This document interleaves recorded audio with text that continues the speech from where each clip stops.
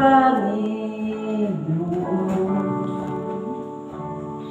Maghandog ng awit sa Kanya, purihin at sambahin.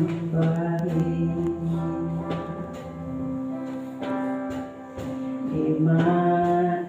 Hindi ko naman nakakuha. Nahihiyan naman siguro yung boses ko dito at nagpapasalamat na ako sa Panginoon dahil sa araw-araw niya na proteksyon, sa araw-araw niya na pagbibigay sa amin ng provision.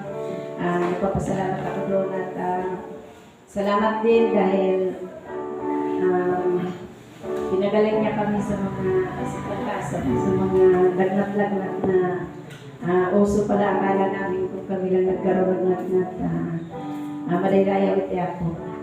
Yaman lang, ang maalam niya ang boses ko katansyon.